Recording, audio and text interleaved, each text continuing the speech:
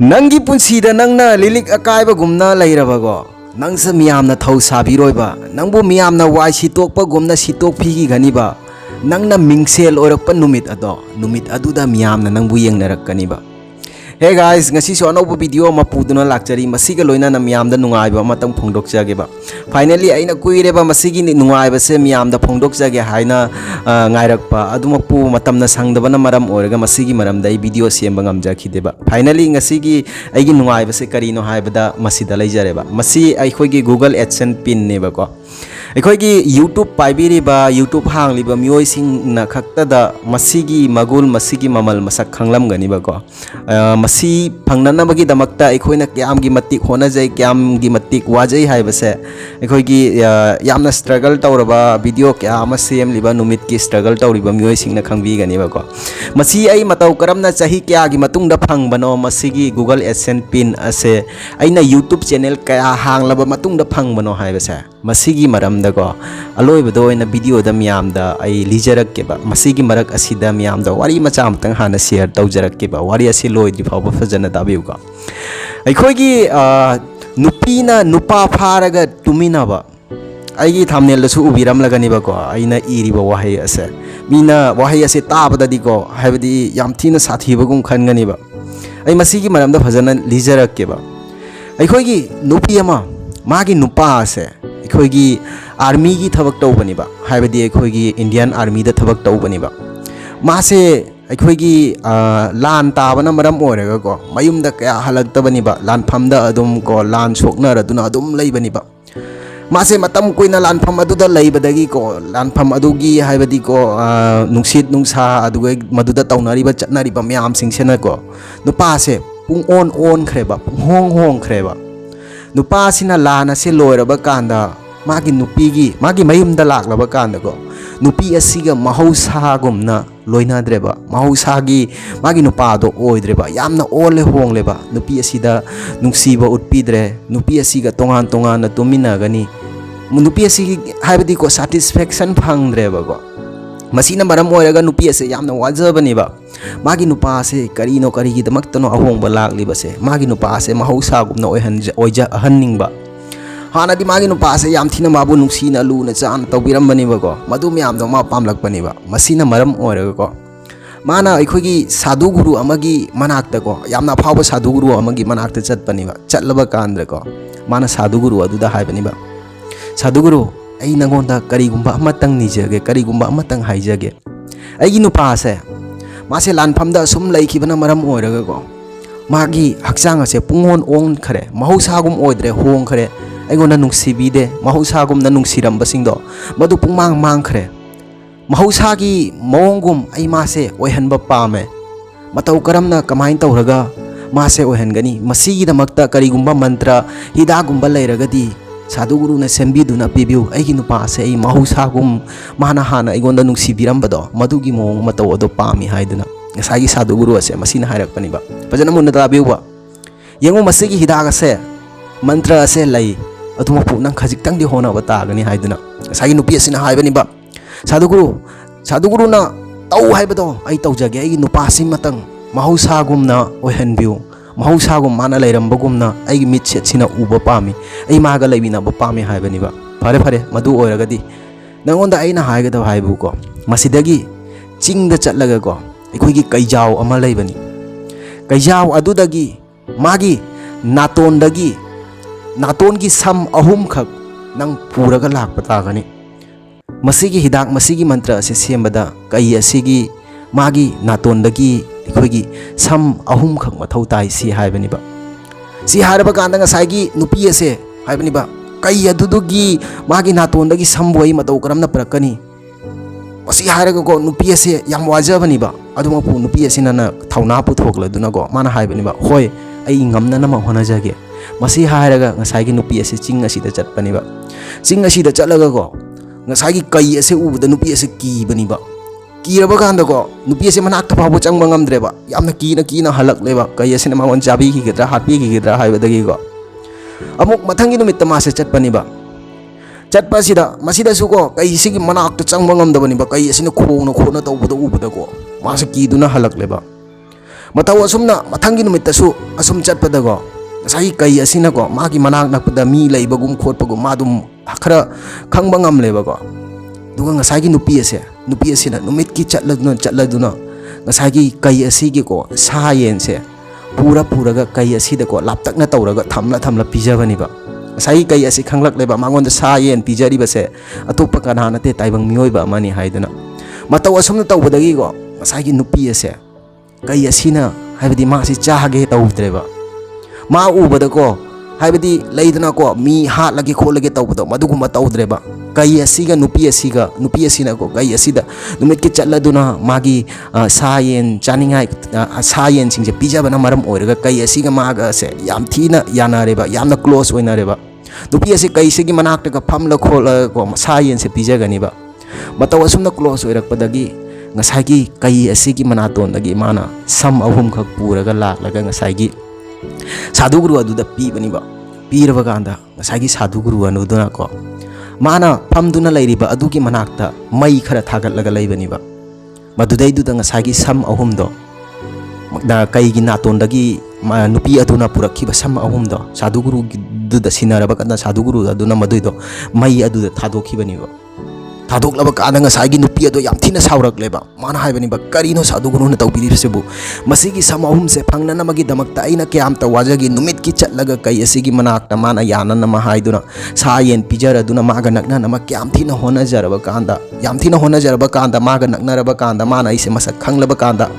yamna close oiraba kanda asuk kuirabagi matungda masigi sam ase ai puduna lakpani aigi nupa ase phaningbagi damakta aduga sadhuguru na aigi awaba se ubida bida yamna laina mai asida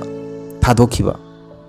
masigi matang asida sadhuguru asina hairakpa wahai ase myam phajana munna tabiuba masi yamna khangjanningai oiba akoi taibang pal asida nupi khangde nupa khangde ko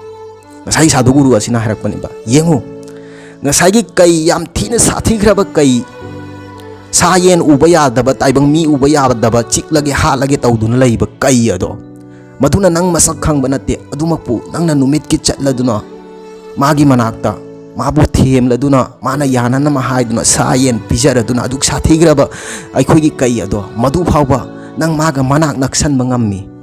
mangonda minungsi phawan bangamli minungsi pharoklaba kanda kai aduna nangonda chiktre nangonda chadre nanga loina bangamle nangse kanano masak khangle nangna mangonda nungsiba utkiba pija thakduna tawriba madu mayamduna maram oiraga kaiduna nangbu masak phasana masak khangle maduna maram oiragani nangna ngasi kai adugi masam sam ahum khak magi naton lagi phoiraga puduna lakpa ngamlibase mataw asumna nangsu nangi nupa ado mahausagumna oihalakke mahausagumna oihange khallagadi nungsiba haiba nungsiba se masi yamna changiba nangna kai aduda minungsi phawon bangamlagadi nangi nupa aduda minungsi phawon bakari hingamloi honau magonda nungsiba wari sanaraduna mahausagumna oihannama nungsina luna jana tawbiu nungsiba haiba nungsiba se nungsibagi makha ponba kari sunatte sayen phawba pajana nungsina luna jana tawbiragadi miram chat masak khangbani nungsiba masak khangbani madi nangi nupani atopa kanana te taibang mioi bane nangna mabu luna jana tawraba nungsibiraba ma mahausagumna adum soidana oirakaniye mana lanphamda leikibana maram oiraga lanphamda tawkiba thokiba thodok kya singdo maduna maram oiraga magi mainda magi kokta magi masada penadaba kya ama leiraduna magi masase ahongba naikibani nangna nungsiba utlaba nangna mabuluna chana tawraba nungsiba mangkiba nungsiba do phangnana ma mangonda honajaraba magi nangi nungsiba do soidana halakani masi haibani ba masigi piklaba wari ase masidai se tamjininga aise karino haibada nang khanduna yengoba sayen sathigraba kai ado madu phawba ngasagi nupi aduna numit ki chatlaga chai sing pijaraba kanda miram chat masak khangle nungsiba masak khanglei ga maga close oina khiba madu close oiraba tungda ma masampu duna lakhiba mataw asumna nangi nupa nangi nupi sing nungaina daba pena daba kaya ama leiraga digo nungsiba haiba nungsiba se masina loina themba yabani ba nungsina luna chana tawbiuba luna chana loina uba soidana ma nungsiba masak khanglakani ba pana nungsiba masak khangdragasu egogi nupa singna yumdagi laikai koiriba kholiba igi mamang video da su kya ama ina haijagrabani ba yumda hinaraktriba khotriba masi myam singse koi luhong khudong laba kanda yamna lai thorakpa as aigi oiradabu कायदा अमुक चटनिंगाय लेरिगे मसी पिकलबा वाहै असे वाहै अमनि से मसी खनबना मरम ओरगनिबा नुंसीबा पामदबा कना लेबा नते ताइबंग पाल असिदा नुंसीबना वालकलबा मियोय खुदिंग लेकाय कोइरकनिबा नुंसीबना युमदा लेरबा कनानाबु लेकाय कोइनिंगदोइनो मसी नोय खनथौबा अइना हाइजनिंगबा अखोयगी नुपा फारगा तुमिनाबगी मंत्र जादू हाइबसे मसीनिबा सो गाइस मसीगा लोइनाना अइना हाइजनिंगबदी मसीगी गूगल एडसेंस पिन से मसी फंगबगी दमकता अइना सही 10 होनाजरखिबा अइगी यूट्यूब चैनल दासना हाइबसे मसीगी मोटिवेशन से मसीदा खक्तदा अइ सक्सेस फंगलकपनिबा अइ मसीगी ममांगदा वीडियो क्या आमा हाइबदी चैनल क्या आमा हांगरे चैनल 10 मुक्की मया हांगख्रेबा अमत्ता फावबा ngamdeba अइ पैसा खया थादरदुना ब्लॉगिंग का तौखरे मफम मफम कोइरदुना अदुमकु थबकना मरम मोइबना अइ ब्लॉगिंग से क्या केनो तौबा ngamde वीडियो नमजबा ngamdeba मसीना मरम ओरगा अइना असुम खंजलकपनिबा करी तौरगदी थबक तौना तौना युमदा फमना फमना तौबा याबा अखोइगी चाक चाबगी अखोइगी मुकबांग की वीडियो क्या अमा तौनाबा यावनारी मखोइ म्यामसु सपोर्ट तौबिउबा अइ कनागुम्बा मुकबान तौबा खोटपा अखोइगी मैतै सिंगी को चैनल उबा थोदे अइ फटलाउना सब्सक्राइब तौबिबा मरमदी अखोइ मैतै मसेन अखोइना अखोइ सपोर्ट तौनारगा अखोइ हाइबदी मांग थाना काबा ngamdoiनेबा अखोइ अचौबा हाइबदी ताइबंग पाल असिदा अखोइगी वॉल असिदा मियोय क्या अमा फाउनारेबको अजि अखोइना अखोइ मसेन सपोर्ट तौनार खक्तदा अखोइ मैतै मसेन जेसु को अफावबा अमा ओरकदौबनिबा मरम असिना अइना हाइजनिंगबदी मसी फंगनमगिदमक्ता अइना चाही 10 होनरकि फाइनली मसी फंगबबुदी था अममुक फारे मियामदा मसीगी मरमदा अइना डिटेल्स से शेयर तौजगे तौबनिबा